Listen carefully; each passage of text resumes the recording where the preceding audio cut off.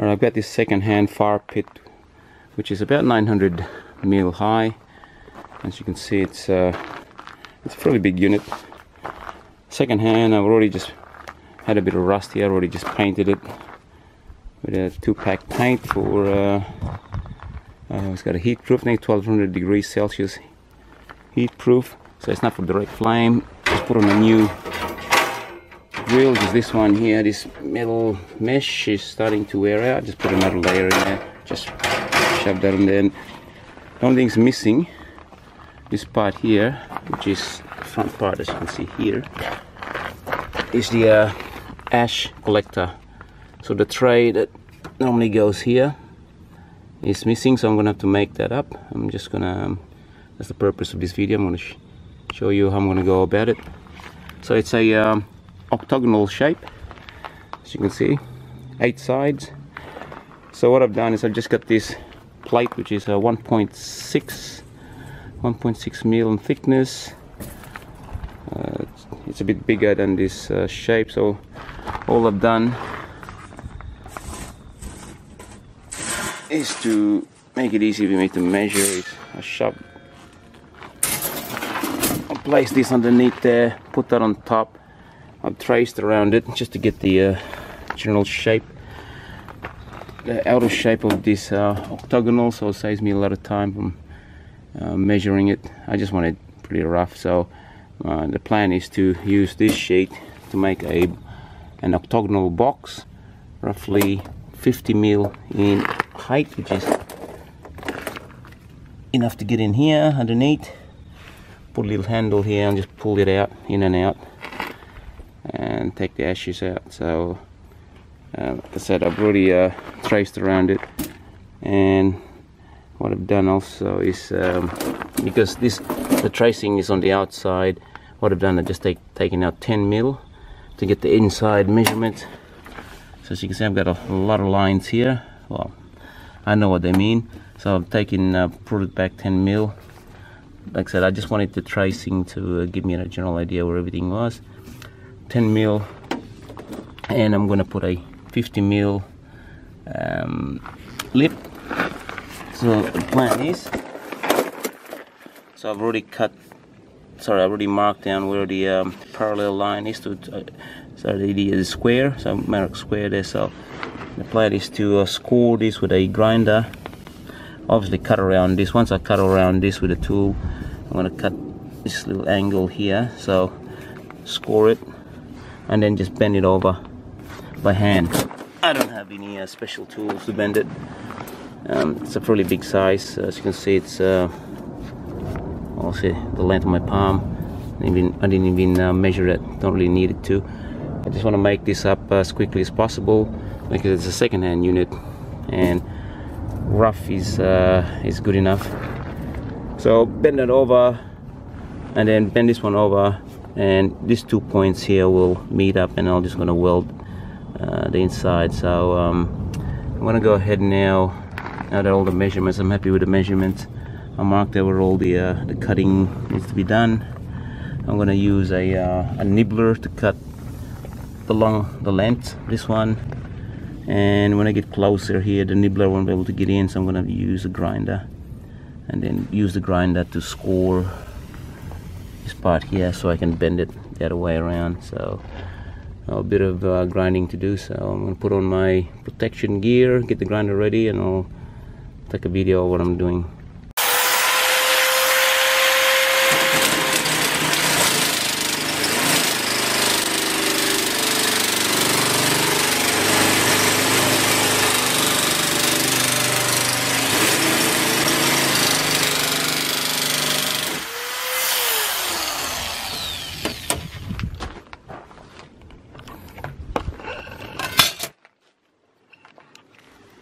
Alright, it's fairly quick with the nibbler. As you can see, it's a very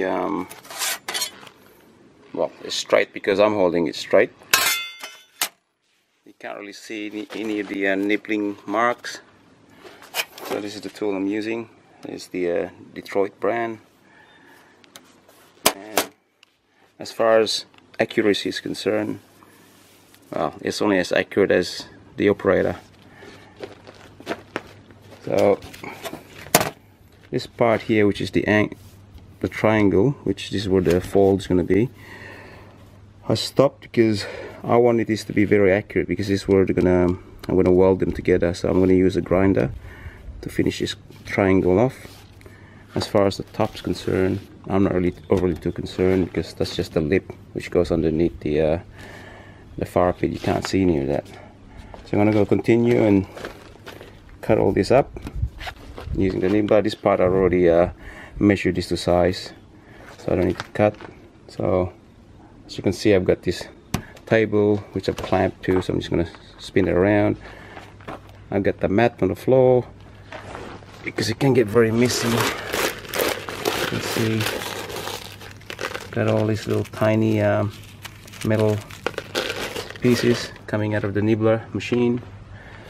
I'll keep the area as clean as possible. I'm going to go ahead and finish the rest.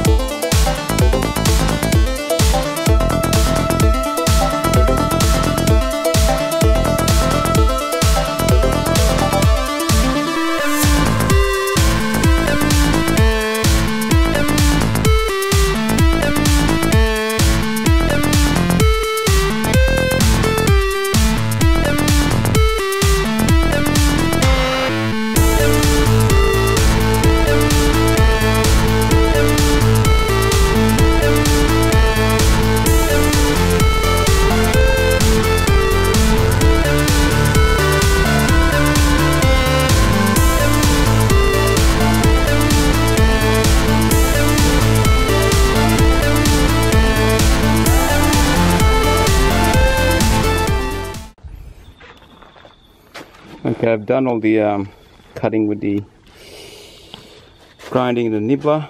As you can see, it's all marked out.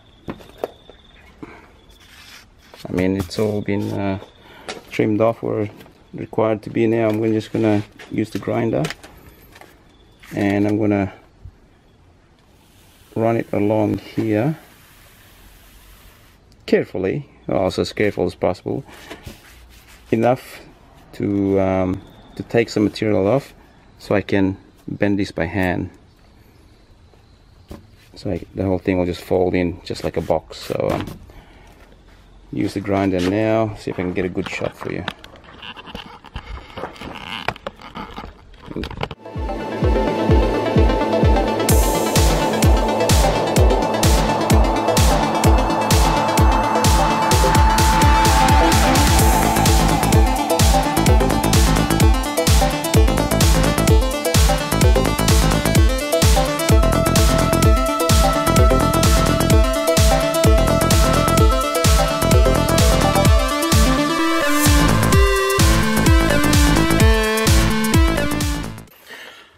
didn't take too much off, just enough to cut into the surface, just below the surface. Probably hard to tell how much I've taken off. Could be close to 1 mil.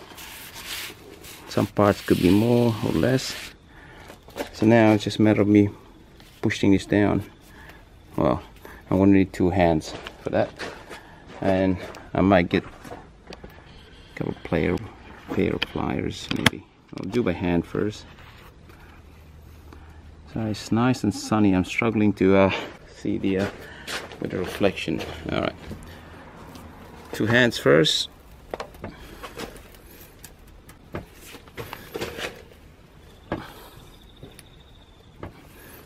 And it's bending. There you go.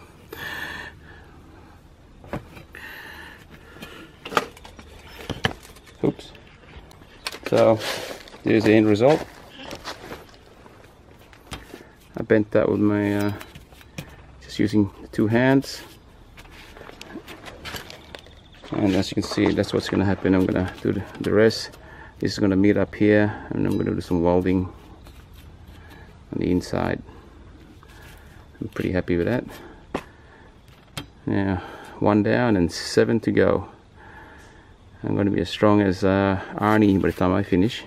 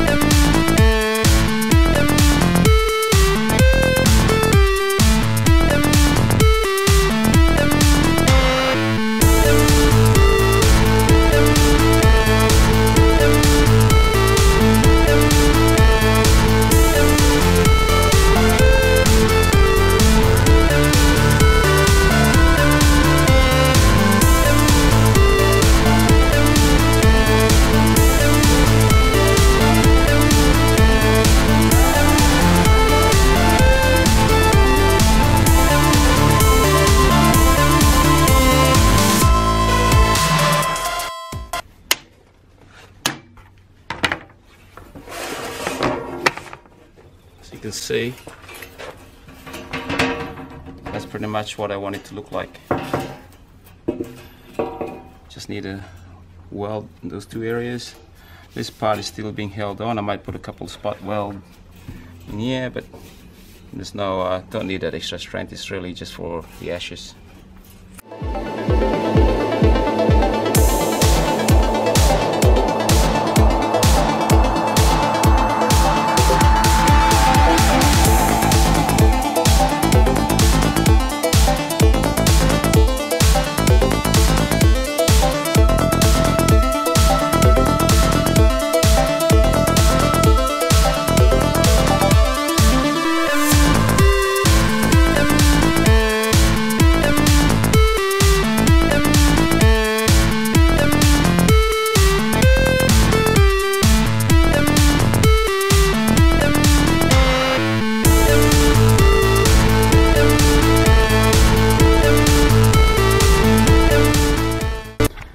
Alright, so this is the almost finished product. I just need to weld it.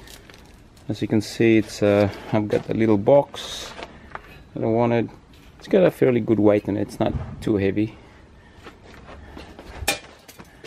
All to do now is just weld the spot weld it from the inside. And I don't need to have it waterproof or dustproof. Alright, I finished spot welding the joints. I don't know if you can see.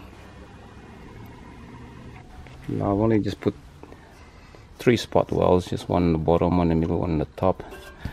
Actually just need 2. I put 3 in each joint, as you can see. and I didn't put any on the long part there. That's where the fold is, so don't need it. I've given it a good clean. Now it's ready to be painted. First I'm going to use a metal etch primer, so I'm going to etch prime it using a I think one of the local brands, which is the Rust Guard etch primer.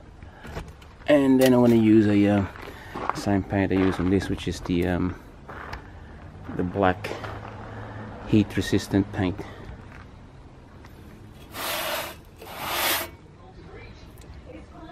One coat of etch primer. I'm going to wait about 2 hours before I put the final coat in, which is the color.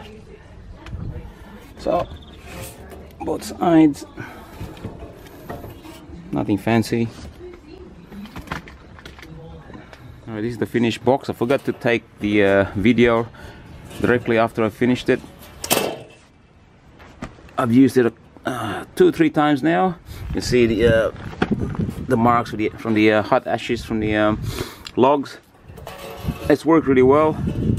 Just put 2 handles on both sides so I can push it in and push it out, pull it out. Sorry, I'll show you that in a sec. Basically, it turned out well. This Firepit, I've used it a few times already, like I said, and yeah, the only thing is rusting away is the mesh, wire mesh, but that can be replaced. There's no problems. I'll show you how this thing goes in. So I haven't opted to put any holes on it at this point in time, especially for the water if it has to build up, but I didn't want to put any holes because the ashes is going to fall through, so I just left it like that. When I'm not using it, I just turn it upside down. So it goes into this little well, not little, but there's an opening right there. It goes in, and so I'm going to try to do this one hand. Alright, it just slides through, as you can see. It's easier with 2 hands, and that's it there.